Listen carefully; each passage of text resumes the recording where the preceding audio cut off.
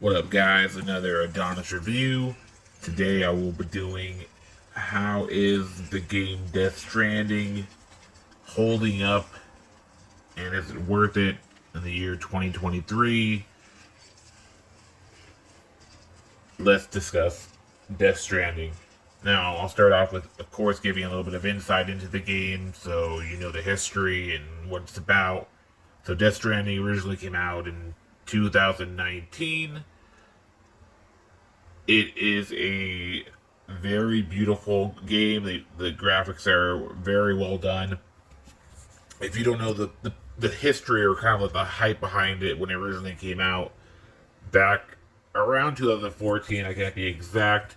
There is a very popular trailer that came out for a Silent Hills game that was starring Norman Reedus as the character in the game, same character here who plays the main character in this game, and it was supposed to be like a game directed by Guillermo del Toro, and and headed by the guy who made Metal Gear Solid, um, Kojima. I think I don't want to yell at me if I got it wrong. I don't remember, but the trailer was amazing for it. It was like a truly terrifying like trailer for it, and then they made a demo, and the demo was a mind fuck. Everyone was.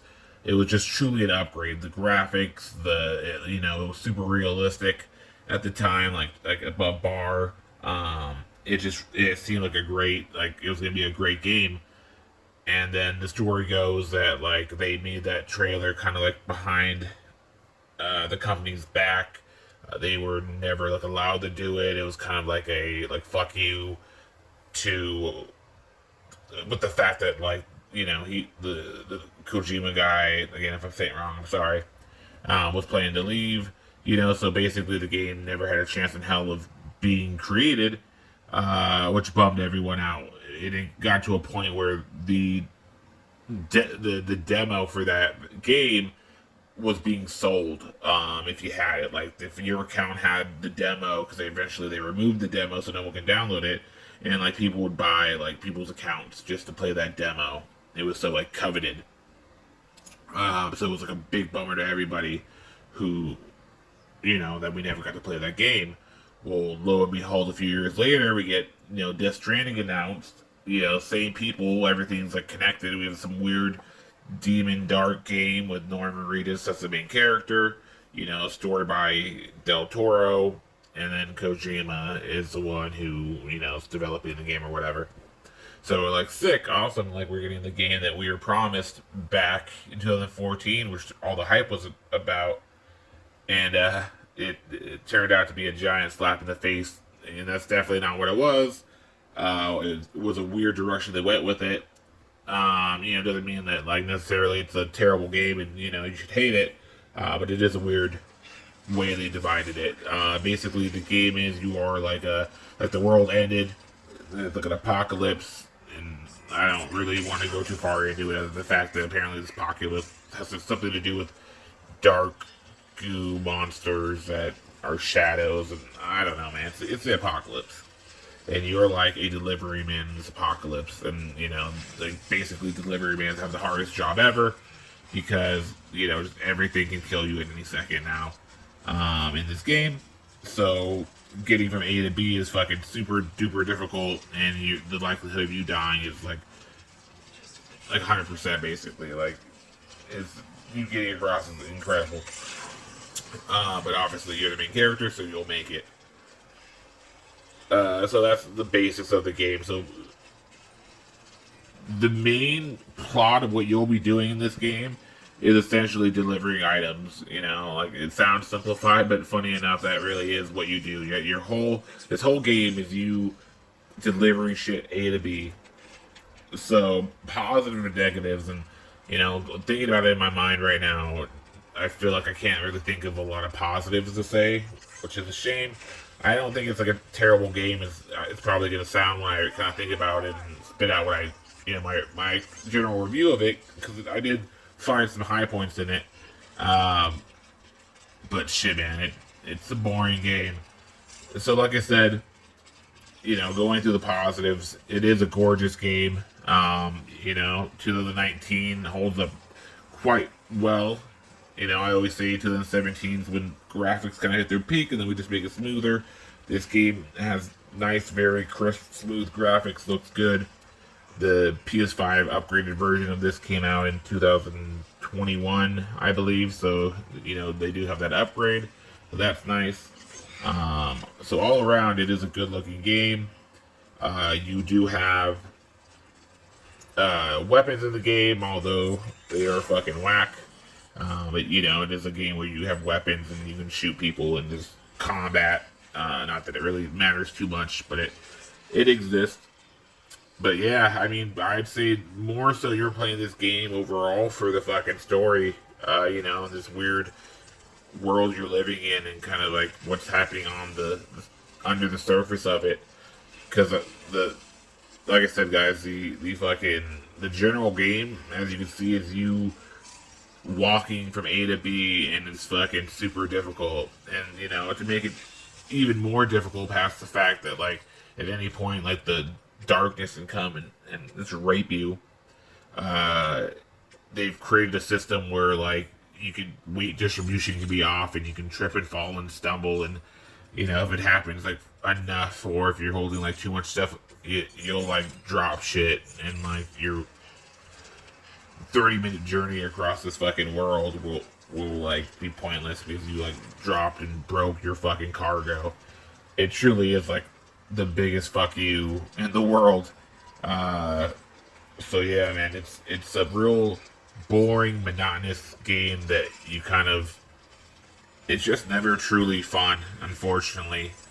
The whole time I played it, it was kind of always in that mindset where I was like, just fucking get it done, like I'll maybe try to do 3 trips, or you can look at the map and be like, okay, well I can go here, here, and here, in the straight path. So if I go from here to here, I can deliver 3 things, and so that's what I'll do for today. I'll deliver these 3 things, so I can do it all in one smooth trip.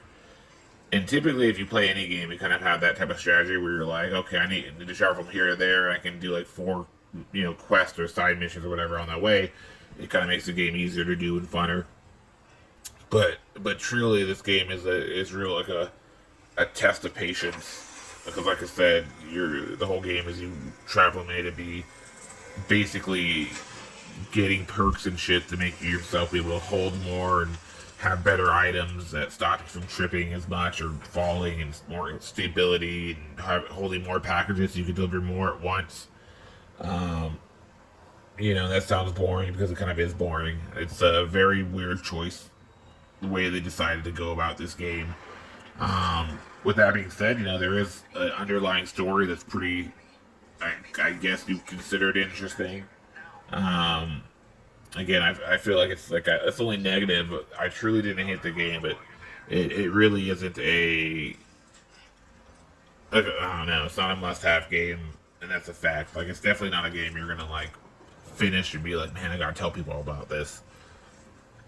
I'd say, if you're really into like stories and creativity, and like, I feel like this game, the best thing I can say about this game is this game would be a great Netflix show if they just fucking divided the story into 8 episodes, an hour long. Like, perfect. Like, that's what this should have been.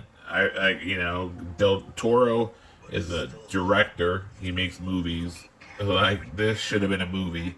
But for some reason they made it a game. But if they made this into a movie, about Norman Reedus as a delivery man, and each episode was like kind of like The Mandalorian. Like, each episode was like was him delivering a package to one person. They had their own like weird, unique problems and trials and tribulations, and he kind of had to deal with it. The next episode, he dealt with someone new and dealt with their weird shit, and that's this like underlying terrible thing in the apocalypse. You kind of figure out more. It would have been dope. Like, it would have been a great show.